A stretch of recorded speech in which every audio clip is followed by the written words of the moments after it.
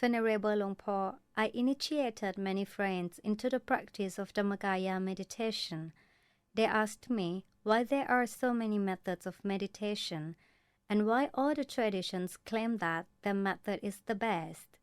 I would like to know how I should explain this issue to them. First of all, you must know the principles of practicing meditation, and then you will easily find the way to explain.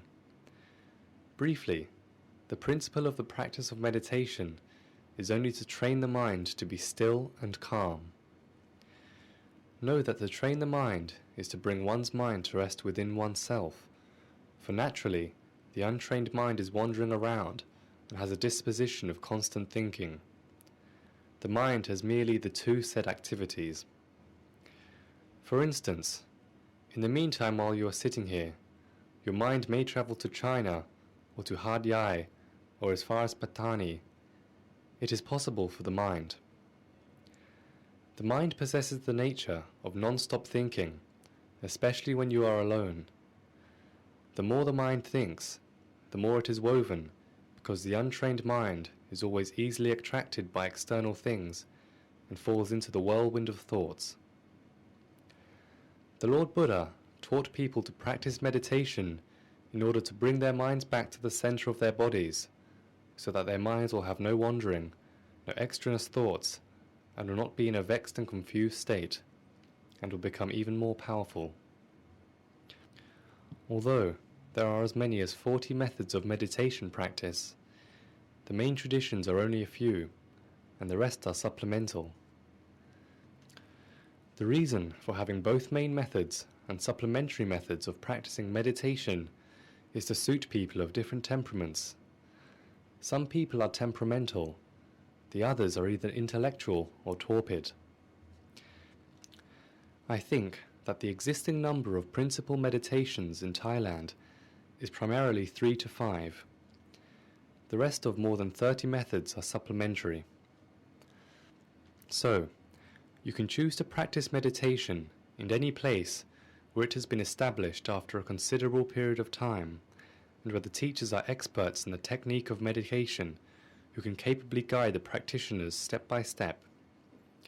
This is because all the techniques of Buddhist meditation were discovered and taught by the Lord Buddha. They do not belong to any individual meditation teacher or any meditation school. If the teachers are experienced in the teaching of meditation, you should go and set your mind to learning with them. After having earnestly practiced for a certain period of time, but do not feel the satisfaction with the result, you can try a new tradition. However, the reason for changing is not because the meditation teachers are not qualified, but because the method of meditation is just not suited to your disposition. You must first make sure that the alteration to the new tradition is made after you have devoted your strength and effort into the initial practice. If you practice for a while and keep changing around, the meditation training will never come to fruition. In conclusion, principally, the practice of meditation aims to focus the mind, which by nature is wandering outside the body, back to the center of the body, and continue to carry on with the concentration. Practically, no matter which techniques they are, if the process is not distorted from what is described in the original Buddhist canon, it will give the practitioners the achieved result. And advisably, you should give yourself the chance to receive the instruction and verify your experience with the qualified meditation teacher. Then, with the teacher's experience, he will be enabled to see whether your disposition is suited to the technique of meditation. If it is not, he will suggest you to practice a more appropriate method. You, at the time, will be confident with the new start. Anyway, the most important factors of achievement are earnestness and consistency. Do not practice haphazardly.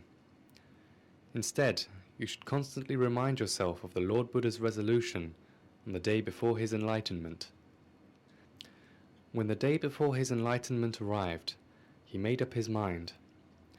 After 6 years of serious ascetic practice, he was confident of his long assiduousness and the accumulated experiences from various great teachers, he knew that the last thing to do was to have the determination to achieve the goal of enlightenment. He, after having sat himself down on the meditation seat, therefore made a resolution. Even if my blood dries out, my flesh, my bones, sinews, and my skin shrivels, I shall not relent from my resolve. Never from this seat will I stir, until I have attained supreme enlightenment. Or, to speak sincerely, let me die if I do not become enlightened. You too are to try with the utmost effort before giving up the present method and engage in a new tradition of meditation practice.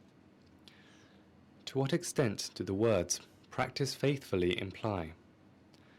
The extent of the Lord Buddha's determination to enlightenment was at the cost of his life. However, for us, it may not be that much. At the least, it should imply an hour-long practice of meditation after waking up and another hour-long meditation before going to bed. Through the day, create the feeling that your mind is united with the center of your body while conducting all activities. Whenever you realize that your mind has wandered outside your body, just bring it back gently. Continuously integrate meditation into your everyday life and make the promise to yourself that you must practice meditation daily. Before long, you will be able to see the remarkable progress in your meditation experience.